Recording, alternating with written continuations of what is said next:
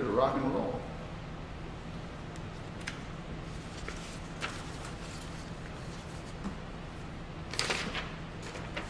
Good morning, Hunter. Who's that? How are we looking? Jeremy, we think we're on? Not yet? Yeah? Seems like we're on. So, alrighty. So, happy Tuesday. We're halfway through April. Ooh, tomorrow's a big day. Tax day. Tax day. Tax day. So you had a quote that you suggested we put on. Why don't you talk about it? Well, before we leave tax day gets pushed 3 months this year. Oh, so do we not have to do anything?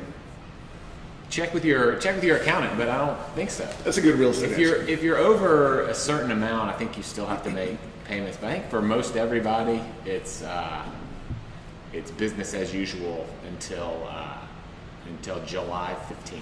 July 15th. All right. So check with your CPA, but that's a obviously there's a lot more going on right now, and so hopefully the IRS can take a break.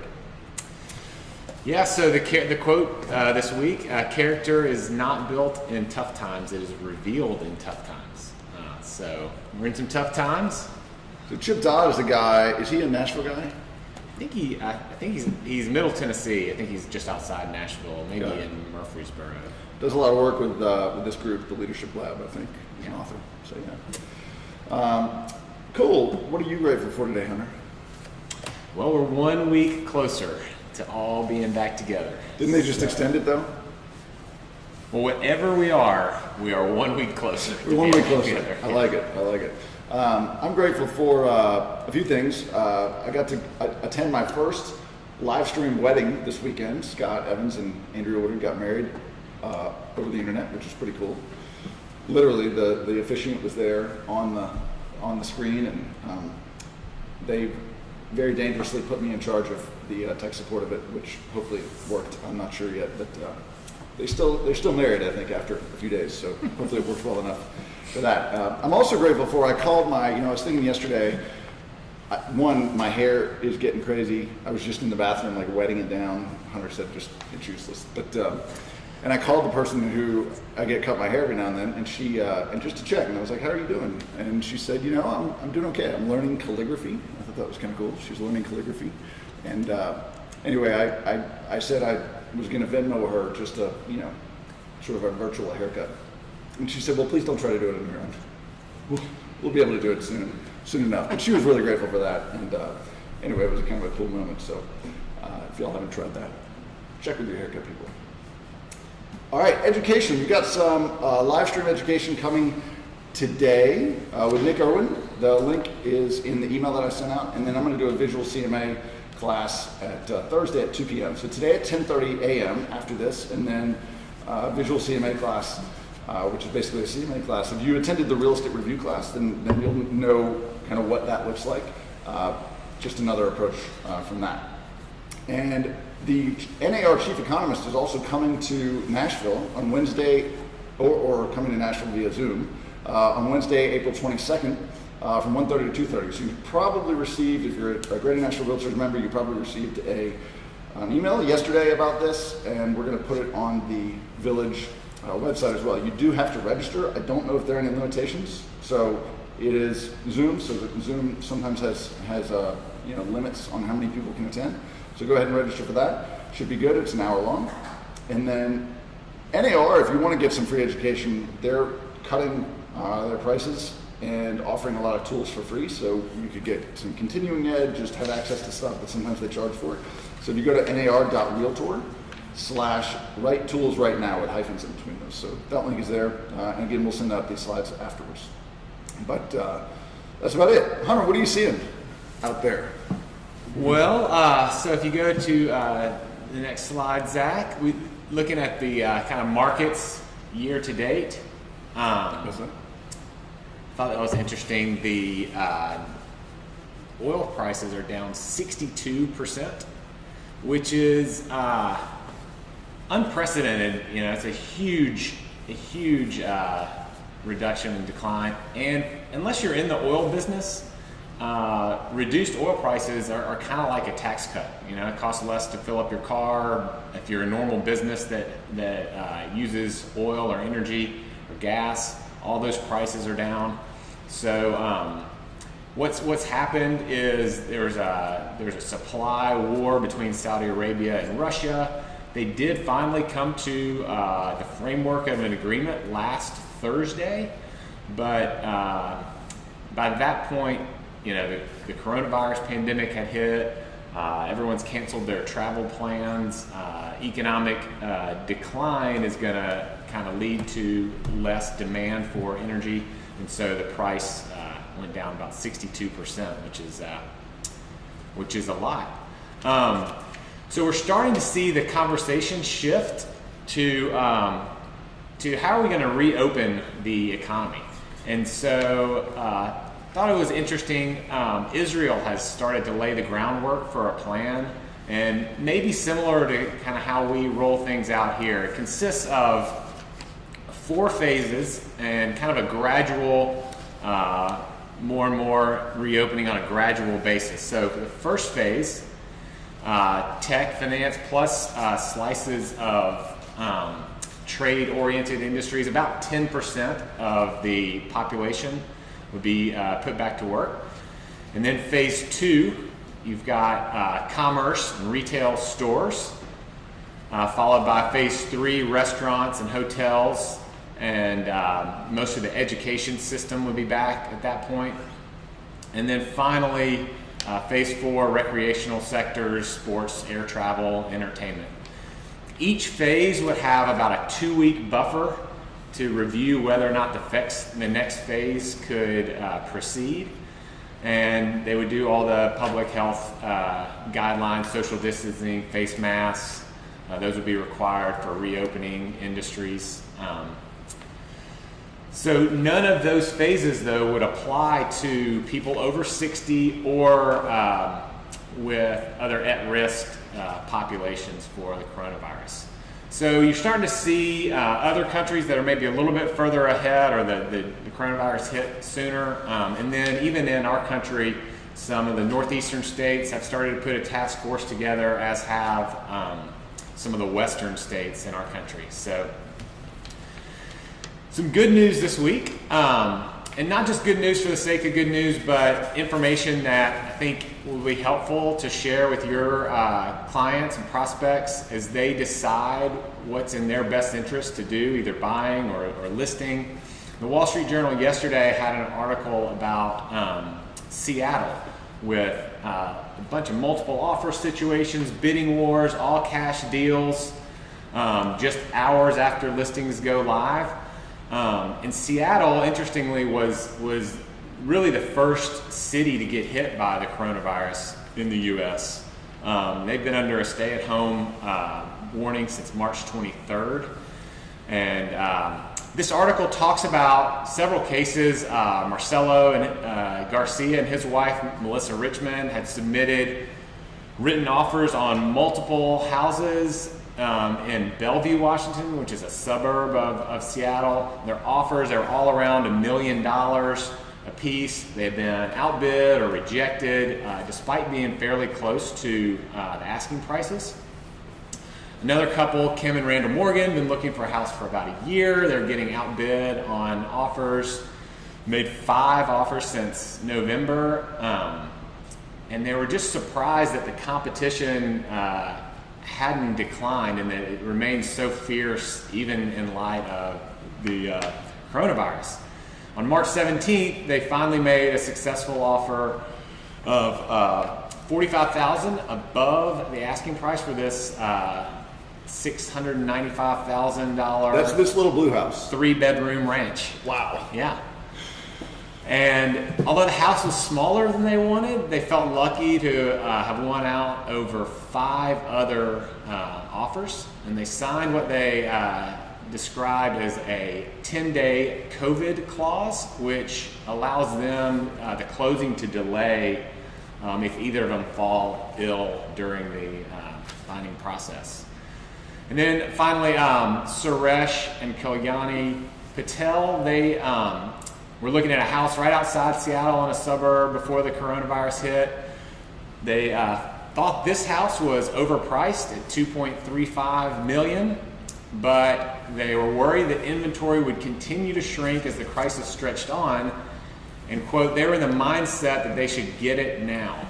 And so I thought that was interesting, Zach, that similar to Seattle, Nashville has a very healthy market, had a healthy market going into the coronavirus epidemic. We've got Amazon, they've got Amazon, we've got a strong service sector, healthcare industry, and healthy urban and suburban submarkets. So another good article that came out last week, which I thought provided some optimism, and if your clients are thinking about, well, maybe I just hold off listing my property for a while until there'll be more buyers because I don't want it to sit on the market. The stigma for the days on market is really going to be a thing of the past through this, is what this article made a case for, at least for a while. And so that's one thing that our article cites as being positive for us coming out of this real estate cycle with a boom. The next thing is that a lot of us are online, and a lot of our clients are stuck at home online, and so they're consuming a lot of information, and housing is one of those things they're assuming. So it's a great idea to go ahead and have your house out on the market now, even if showings won't be quite as strong, because other buyers will be out consuming and ready to go as soon as they're able to or feel more comfortable getting out. The platforms are already out there that are allowing us to keep in touch with our clients and for sellers to get connected with properties. And then finally, the minute people are allowed to get out, and the article states it'll kind of be like when a new iPhone comes out. There'll just be this pent-up demand that gets released. And they'll be holding keys, just like shaking keys. Yes. In the air. So, as we're currently in what's historically or what's seasonally the busiest time of the year for real estate sales, and there's a good chance that that'll get shifted kind of into the summer and into the fall in a way that doesn't normally happen in other years. So momentum's building. There's really no fear or downside in going ahead and getting your home on the market. And as soon as the world begins to shift back, the market will get back to its previous heights.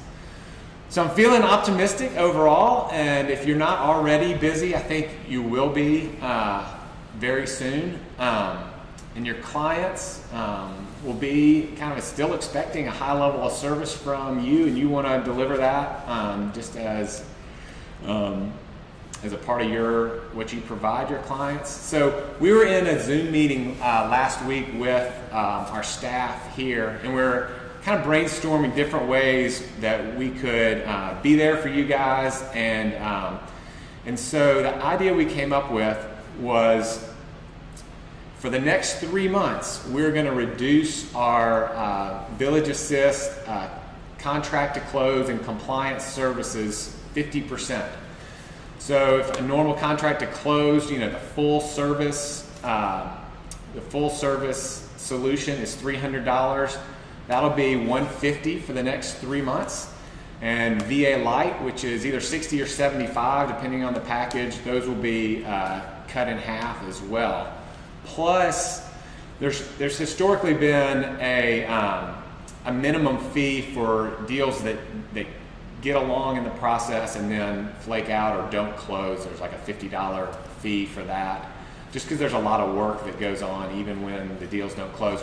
We're going to waive that for the next 3 months as well, so that if you're in a process, you're not sure if this buyer is going to close, or they may lose their job during the closing process, we don't want you to feel like you don't want to go ahead and utilize the services. So our awesome team, Mandy, Caitlin, Edie, and Edie, kind of does some compliance, but also some of the financials. But that team is all excited and ready to help you guys. And Zach, like as an agent, talk through kind of what you've seen in terms of people who utilize virtual assistants and contract. It's huge. I mean, you really do have an opportunity to grow. We actually gave a file to Mandy yesterday, so congratulations to Scott. He contracted a house about 2 hours before we got married. So yeah, hey, if you got an opportunity, do it. But yeah, no, it makes a big difference. Ultimately, gives you a lot of flexibility. It's a double check for dates, timelines, things like that, and it just takes load off so that you can be doing what you do best, which is ultimately getting out in front of people, engaging with people, and not sitting behind a computer trying to do paperwork. So again, we're hopeful that this is something that helps you through this time. Also, maybe opens up, if you've never tried Village Assist before, gives you an opportunity to kind of dip your toe into that water and see how it works for you. Half off. So like I said, I'm feeling more optimistic overall. Still feel like it could be kind of a long and choppy, somewhat unpredictable road ahead, but at Village, we're going to be successful when you're successful, and so we want to support you every way we can. Just in closing, I just continue to stay in touch with each other, stay in touch with your clients. Opportunities are going to emerge out of this, and let's all be ready. All right, so we got Lloyd. You want to come up and see that? Jeremy, did we get a little transition in there so you can see the Lloyd live, big, and in the flesh?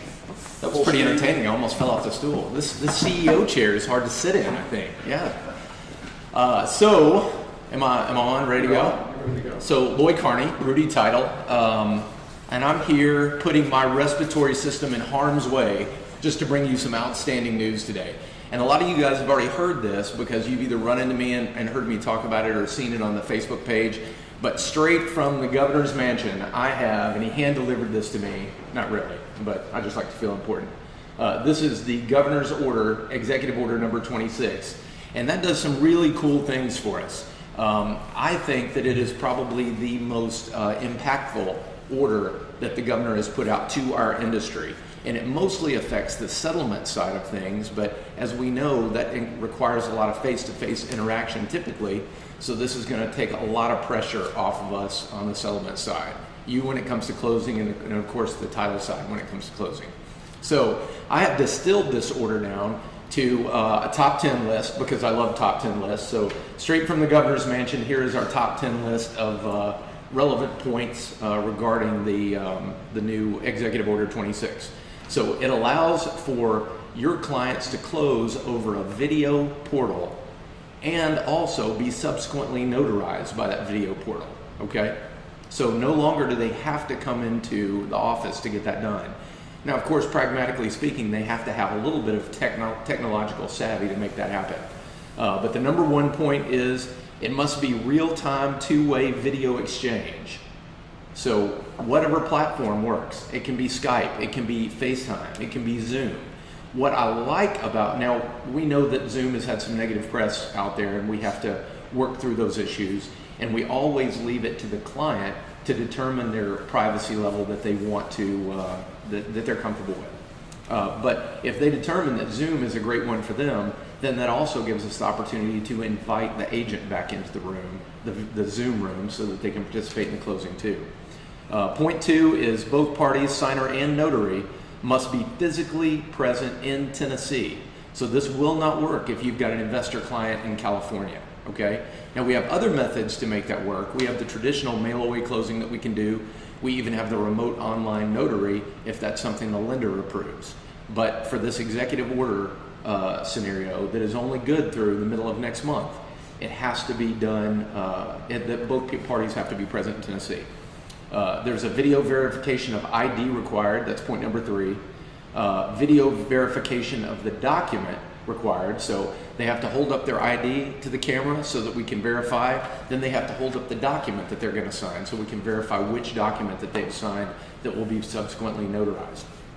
The execution must be close enough to the video source so that the notary can see the signature occur. And the document must also include a regulatory statement that the governors come out with, and it just says that the document's been executed in compliance with Executive Order 26. And then a couple other points as far as applying the notary seal. It can happen in one of two methods. So it can be a counterpart notary acknowledgement page. In other words, just another page that you attach to the whole instrument, however long that is. Like if you've ever seen a California notary, they do that quite often. But it would specify that the notary has observed it by the video process and can attach that notary. And then you can also notarize it on the original document, but the notary seal must be applied within 10 days of the signature, the principal's signature. Now, that's all the points that come from the governor, but practically speaking, how's it really going to work? When it comes time to close, our team at Rudy Title is going to reach out and provide a menu of options that your client can select from on how they want to proceed with closing based on their own needs for isolation. And if they choose to use this video process, we kind of lump the remote online notary and this new limited video notary process into one big option on our menu of services. And then once we start speaking to them directly, and it will be one of our attorneys, Kate Nyquist, has been knighted to have all of these conversations with people who elect to do a video notary. She will dial them in and explain to them the process, work with them to select their platform that they're most comfortable with, and set that up on our calendar so that our closers will know how to get in touch with them and how to link up on the video systems. So that is pretty much the whole kit and caboodle when it comes to the video notary. And hopefully you are as excited as I am that is going to bring a lot more options to us, at least until the middle of May when this option goes away. That's great. Thank Yeah. you very much. Appreciate that, Lloyd. All right. Thanks, guys. All right, we'll see you in a bit. You could spray down your chair for us. That'd be great. Thank you. All right. So Hunter was talking a little bit about some of the I guess his opinion or other news outlets' opinions that the market is going to recover quickly, and that maybe there might just be a shift from a spring market into kind of a summer fall market. So obviously there's some people that lost their jobs. So I want to talk about that. We did some research yesterday, just in looking at, conventional wisdom says if people lose their jobs, a lot of people lose their jobs, then the housing market is gonna take a hit. We're actually seeing some surprising data that is actually showing the housing market in the greater Nashville area. In March, it actually went up in a lot of ways. So we're trying to understand why that is. So 701,000 people lost their job. NAR put out some stats looking at on a week-by-week basis, starting in mid-March, going through last week. And ultimately, I'm going to flip through this pretty quickly, but if you look, orange means states are having an increase in unemployment from the previous week, and then blue means that they're having a decrease from the previous week. So obviously you've got some blue and then yellows, and then it starts to get not ideal, and then you're sort of toning down. So the last week you had a lot more blues than you did reds and oranges. So ultimately that just means that we've kind of hopefully hit that peak of people applying for unemployment benefits, and that, which means they lost their job and then going down. Showings, I think a lot of you all are looking at this data, but the showings side of things is saying that, and this is all across Tennessee, right? But the blue line is looking at what last year's showing activity was. These are appointments made to show a house, right? That's an in-person showing.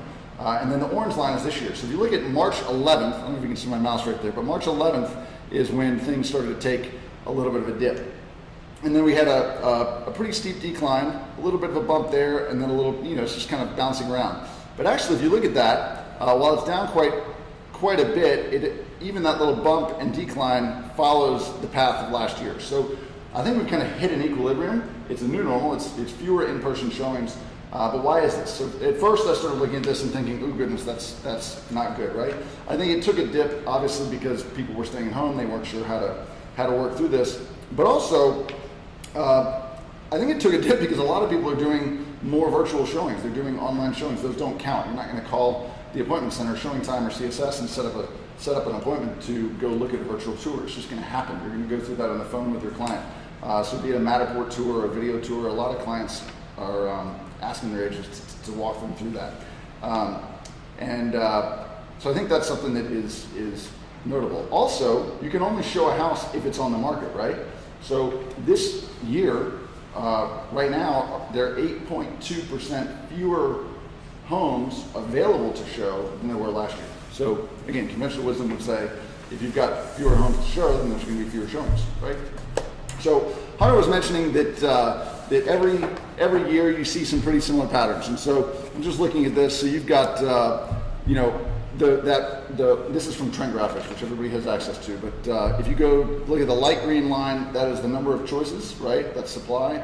If you look at the dark green line, that's demand, that's closings, and then the little blue line up here is new listings every month, and then these are pendings. So in theory, pendings are a leading indicator. Most properties that go pending will ultimately close. Obviously, some will fall through, but most of them will close. So this is just a snapshot of all the RealTracs data at the end of every month, and then it goes into a platform where you can look for trends. So the trends that you typically see are May and June is when most of the new listings, or most of the listings peak out, and then June and July, kind of between May and July is when most closings happen. So I think the argument is, our assumption and our hypothesis is that we're going to see a shift in that going next year. One thing that was fascinating, if you look at pending sales from March 2019 over March 2020, there was a 44% jump. I'm going to say that again, a 44% jump. And this is a big picture across all price ranges, across everything that RealTracs covers, so all of Middle Tennessee. 44% is a huge number. And so I thought, well, maybe 2019 was just slow, right? Maybe that was an anomaly, and we're kind of back to normal. But I looked back at 2018, and so if you look at March 2020 compared to March 2019, again, the number of pending sales was up 44%. But if you look at 2020 over March of 2018, it's up 41%. So March, there was a ton of activity from homes going under contract. So then I thought, well, maybe it's just low-priced homes, and that's driving the market. So if you break it down by price range, under $350,000, 39.9% increase in pendings. $350,000 to $700,000, or $350,000 to like $699,000, $999,000, was a 55% increase in pending home sales. And again, pendings should lead to a closing, right? So that's March 11th. You saw showings go down, but yet for the entire month there was this drastic amount of pendings. 700,000 to $1 million was 35%, and then $1 million plus was 65%. Obviously, there's not a ton of houses. Only 147 homes in the month of March across Middle Tennessee that were over $1 million went under contract. But that's compared to 89 last March and 60 the previous March. So, surprised? I was, and I thought it was wrong, and so I started trying to figure out how this could be happening. So, Reuters put out an article, and I'll send links out to all these shortly, but the idea was that maybe the 701,000 newly unemployed people were just not home buyers, and maybe there's a disproportionate hit to those losing their jobs and those still being able to buy homes. Fair or not, that's kind of was the thought. So if you look at where the jobs were lost, hospitality, huge, restaurants, hotels, things like that. That was 65% of the job losses were in the hospitality industry. Teenagers were hit the hardest. Most teenagers aren't buying homes, right? Interestingly, 25 to 34-year-olds had the smallest increase, and then 45 to 54-year-olds who would probably second home buyers and move-up buyers, right? And then 25 to 34-year-olds would be first-time home buyers. Those were very limited hits on a broad scale in terms of job losses. So this was a graph in the Reuters article. This just came from the Bureau of Labor Statistics. But the top 5 areas of losses were leisure and hospitality, health and education, professional business services, retail, and construction. And so there's no way to say exactly like, okay, well, certain types of those are home buyers or typical home buyers, and certain of those sectors are not. But if you look at which sectors didn't lose as many jobs. It's really wholesale trade, so those are like, buyers, I think, for somebody negotiating for Costco or something. Transportation, warehousing, utilities, information, so IT, financial activities, and then government. Good time to have a good old-fashioned government job. But that was what increased. Actually, if you look at the blues, We have a lot of government jobs in Nashville. we do have a lot of government jobs, right? So huge government sector. So some of this may help understand why the even amid significant job losses across the country, why the market in Middle Tennessee actually took a really big spike up in March. If you look at some of the earnings by those, so the basically the lower this is down here, from going up and down, that's weekly pay, and then the job losses are left and right. So hospitality, low pay, and a lot of job losses, right? If you look at some of the other elements, higher pay, basically the higher the pay, the less significant job losses occurred. So I think that might help explain why some of that's happening. So again, recap, lots of job loss, more expected, but higher wage sectors are more likely to be homeowners than lower wage sectors, and lower wage sectors were hit harder than higher wage sectors. So ultimately that may be a reason why our homes are pending sales skyrocketed. So, but good information to talk to your network about. So we've talked about this. This is data that Caitlin very nicely put together. We've been tracking this. This is a little difficult to track. I'm working on trying to get RealTrax to do something sort of like Showing Time is and provide this for us for all counties. But for Davidson County, if you look at the number of new homes that are on the market or new listings, this is just downloaded week by week from the hot sheets. So there were fewer new listings put in the market in the first week of, or last week, I guess. The back to active, so contracts that were falling through, those were down. That's good. Under contracts were down just a little bit, but if you look at the week 3:30 to 4:05, that was a big jump, right? A lot of homes going under contract. There were fewer price reductions or price changes. The average price reduction was about $8,300, but there weren't that many of those. That was down a little bit. So again, down doesn't mean it's always a bad thing, right? The number of closings were down significantly, but don't forget, and then the number of expireds had a pretty significant change too, because most of those are going to just, it's the end of the month, right? So a lot of times people will close the last week of the month, and so just the nature of that on a week-by-week basis would say that closings are going to be down. So a few things, new listings down a little bit, but back to actives down just a bit, and again, we'll send all this out. Mortgage rates, so Connie couldn't be here today, but mortgage rates are still cooking along pretty nicely, 3.25% for a 30-year fixed, 2.75% for a 15-year. Wow, that's pretty impressive. You are seeing standards start to increase. JP Morgan Chase yesterday said that they are setting their minimum credit score to 700 or above for their loans. So you are starting to see some of that tightening up a little bit, as banks don't want to be on the hook for a closing that happens where someone loses their job soon after. Got it. Okay. These are available today as well. So this is market data by county. So we've got this for a variety of counties. So if you go to vres-market.com, you can log in and have access to these. Davidson County numbers, average sales price was $406,000. That's up 8% from March of last year. Total new listings were down a little bit. The total properties for sale in Davidson County was down 20%, but compared to last year. So again, supply and demand, you've got fewer choices. Even if you've got some job losses going out there, if you've got fewer choices and buyers that still have a job and ultimately were planning on buying something in the spring months ago, then a lot of them are still going to be doing that. Williamson County numbers, prices up a little bit, March over March, $606,000 average price in Williamson County. So again, about a $200,000 difference, 406 to 606. And then total properties for sale down about 20% as well. So that's just the total number of choices in March.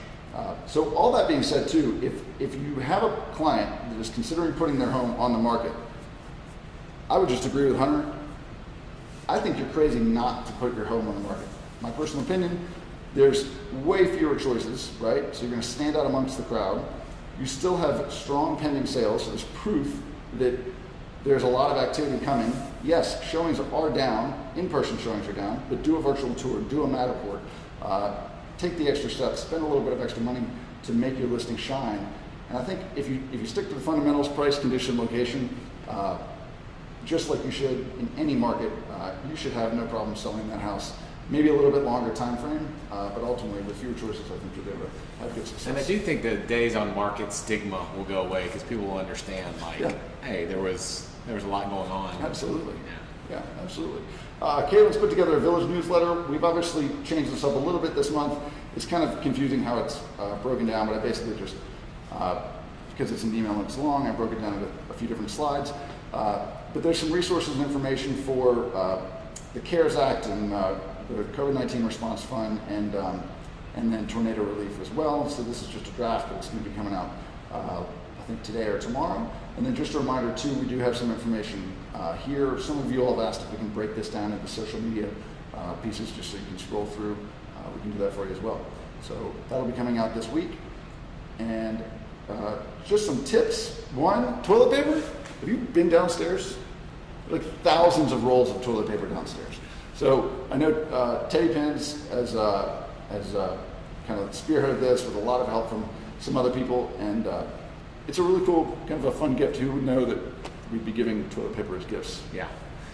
So I think the way that worked, you kind of notice went out, email, Facebook last week, and so we did a big pre-order, and we'll be able to run that through your agent bill. And so if you did get in on that first round, it's delivered, and I know there's a couple of boxes down there. Most of you picked it up on Friday and distributed it over the weekend, and so I think we'll be doing another round if you guys want to. We're certainly open to it.